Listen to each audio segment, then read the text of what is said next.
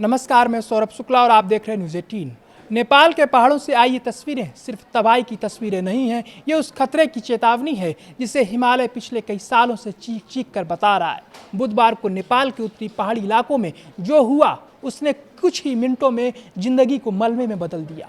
काठमांडू से करीब 45 किलोमीटर उत्तर 7,234 मीटर ऊंचे लॉन्गटोंग लिरुंग पर्वत की ढलानों से शुरू हुई एक भयावह घटना ने नेपाल तिब्बत सीमा के आसपास के इलाकों को हिलाकर रख दिया। सोचिए, करीब 17,000 फीट की ऊंचाई पर ग्लेशियर का लगभग 2,000 फीट चौड़ा हिस्सा टूटता है, हजारों फीट नीचे गिरता है और उसके बाद जो होता है वो किसी कुदरती सुनामी से कम नहीं था। बर्फ, चट्टान, मिट्टी, पानी और मलबे का विशाल सैलाब घाटी की तरफ दौड़ पड़ा। करीब 100 फीट ऊंची मलबे की लहर जिसके सामने इंसान तो दूर, मजबूत से मजबूत ढांचा भी टिक नहीं पाया। और यही सबसे डरावना सच है, हिमालय अब सिर्फ पहाड़ नहीं रहा, ये बदलते मौसम और बढ़ती भूगर्भीय अस्थिरता का बारूद बनता जा रहा है। विशेषज्ञों के मुताबिक इस आपदा की शुरुआत एक विशाल ग्लेशियर एवलांच से हुई हो सकती है। उसी दौरान चीन सीमा के पास भूकंप भी दर्ज हुआ। सवाल ये कि क्या भूकंप ने ग्लेशियर को तोड़ा या ग्लेशियर के इस महाविनाश ने खुद धरती को हिला दिया। वैज्ञानिक इसकी पड़ताल कर रहे हैं, लेकिन तबाही का पैमाना किसी जांच का इंतजार नहीं करता। मलबे ने नदी का रास्ता रोका, नदी झील में बदली और फिर जब पानी का दबाव टूटा तो कीचड़ और चट्टानों की एक पूरी दीवार नेपाल की तरफ दौड़ पड़ी। त्रिशूली नदी और आसपास की घाटियों में जिंदगी के लिए भागने तक का वक्त नहीं मिला। और फिर सामने आई वो तस्वीरें जिन्हें देखकर कलेजा कांप जाए। नदियों में मलबा ही मलबा, कहीं टूटे पुल, कहीं बहती गाड़ियां, कहीं तबाह सड़कें और कहीं अपनों को तलाशते लोग। गुरुवार सुबह तक आधिकारिक मौत का आंकड़ा 160 के पार पहुंच चुका था और इसके और बढ़ने की आशंका जताई जा रही थी। लेकिन हर आंकड़े के पीछे एक इंसान है, किसी का बेटा, किसी की बेटी, किसी का पिता, किसी की माँ।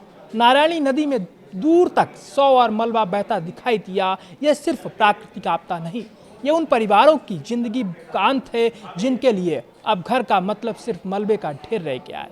और तबाही सिर्फ इंसानों तक सीमित नहीं रही। भोटे कोसी और त्रिशूली नदी पर कई हाइड्रो पावर प्रोजेक्ट तबाह या बुरी तरह क्षतिग्रस्त हुए। ट्रांसमिशन लाइनें टूटी, सब स्टेशन प्रभावित हुए, पुल बह गए, हाईवे कट गए। नुवाकोट में 25 मेगावाट का ग्रिड स्केल सोलर प्लांट तक कीचड़ में दब गया। यानी कुछ मिनटों की इस तबाही ने नेपाल की अर्थव्यवस्था और बुनियादी ढांचे पर भी बड़ा प्रहार किया है। लेकिन सवाल सिर्फ आज का नहीं है, सवाल है अगला नंबर किसका है। 2015 का वो भूकंप याद कीजिए। लॉन्गटोंग क्षेत्र में ही हिमस्खलन ने पूरे गांव को अपनी चपेट में ले लिया था। सैकड़ों लोगों की जान चली गई थी। 2021 में चमोली, 2021 में लामची, 2023 में सिक्किम, 2024 में थामे, 2025 में भोटे कोसी और अब 2026 में एक और हिमालयी कहर। बार बार एक ही पैटर्न सामने आ रहा है। ग्लेशियर पीछे हट रहे हैं, परमाफ्रॉस्ट पिघल रहा है, मोरेन कमज़ोर हो रहे हैं, ग्लेशियल झीलें बढ़ रही हैं और फिर एक दिन पूरा पहाड़ टूटकर नीचे आ जाता है।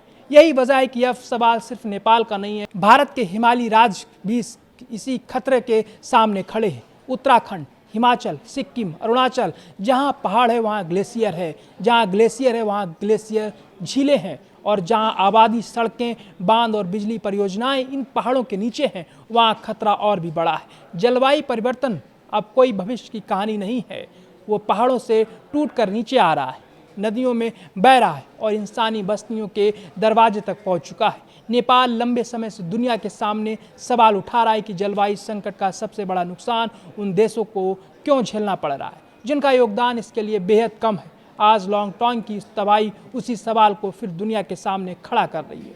अब चेतावनी प्रणालियों को मजबूत करना होगा, सीमा पार सूचनाओं का आदान प्रदान बढ़ाना होगा, ग्लेशियर और ग्लेशियल झीलों की लगातार निगरानी करनी होगी और सबसे ज़रूरी, आपदा आने का इंतज़ार करने की बजाय आपदा से पहले तैयारी करनी होगी। क्योंकि हिमालय हमें बार बार संकेत दे रहा है और अगर इन संकेतों को अब भी नज़रअंदाज किया गया तो अगली बार सिर्फ एक गांव नहीं, पूरी घाटियां खतरे में होंगी। नेपाल की ये त्रासदी हमें झकझोरने के लिए काफ़ी है।